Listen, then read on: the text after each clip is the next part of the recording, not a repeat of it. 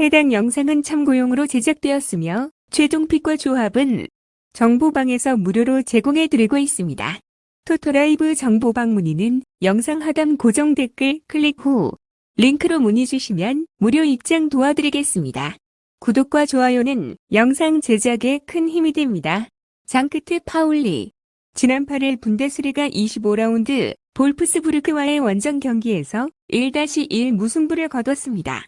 지난 라운드에서 승점을 따내며 연패에서 벗어났으며 챔스권 순위팀인 프라이부르크와 마인츠 등에 3연패하면서 강등권의 추격을 받았는데 난적 볼프스 상대로 기분 좋은 원정 승점을 따냈습니다. 동점골을 허용하긴 했지만 반더 헤이든의 선제골이 나왔기에 어느 정도 원하는 결과를 얻을 수 있었습니다. 그러나 안정적인 잔류권 순위를 위해서는 순위 경쟁팀 상대로 승점이 필요한 장크트 파울리입니다. 호펜하임 지난 10일 분데스리가 25라운드 하이덴하임과의 홈경기에서 1-1 무승부를 거뒀습니다. 경기를 주도했지만 승점 1점 추가에 그쳤으며 브레멘과 보훔 등을 잡으면서 강등권과 격차를 벌렸고 더 달아나려 했는데 승점 1점에 만족해야 했습니다. 그러나 오스티가르트와 카도라백이 중심을 잡는 수비가 안정을 찾았고 올레 베커가 중원을 잘 지켜내고 있다는 점은 긍정적인 호펜하임입니다. 초안 분석 두 팀은 승점 3점도 중요하지만 일단 패하지 않는 게 우선이며 난적을 만나는 이번 라운드기에 어느 때보다 수비 집중력이 크게 올라갈 것입니다. 시나니를 공격의 천병으로 세울 홈팀이나 크라마리치와 오르반이 공격을 주도할 호펜하임 모두 쉽게 물러서지 않겠지만 승점 1점 추가에 만족해야 할 것입니다. 무승부를 예상합니다. 제노아 지난 8일 칼리어리와의 원정 경기에서 1-1 무승부를 거뒀습니다.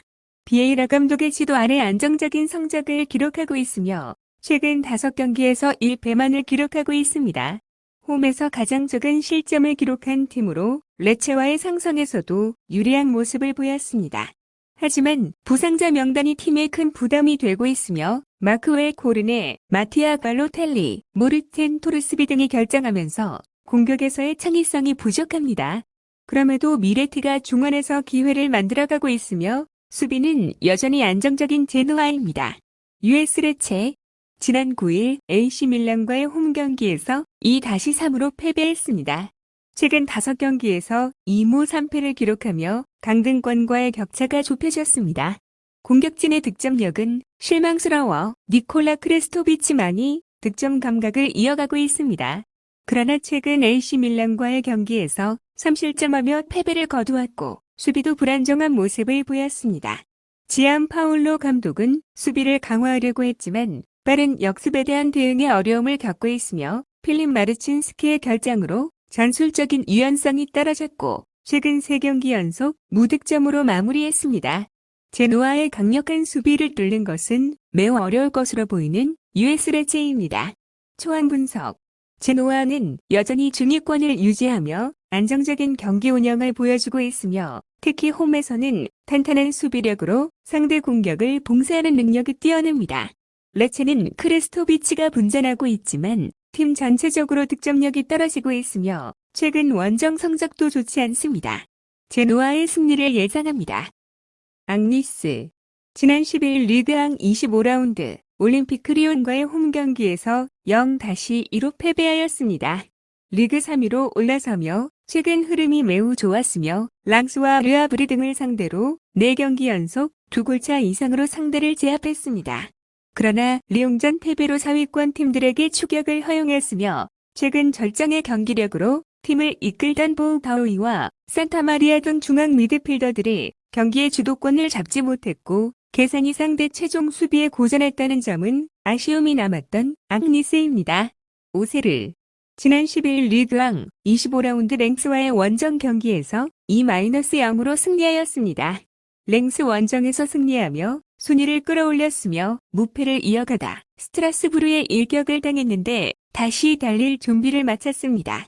이번 시즌 내내 팀의 에이스 역할을 하는 하메드 트라오레가 시즌 10호 골을 터뜨렸고 최전방 공격수로 나선 시오베어의 골도 있었습니다.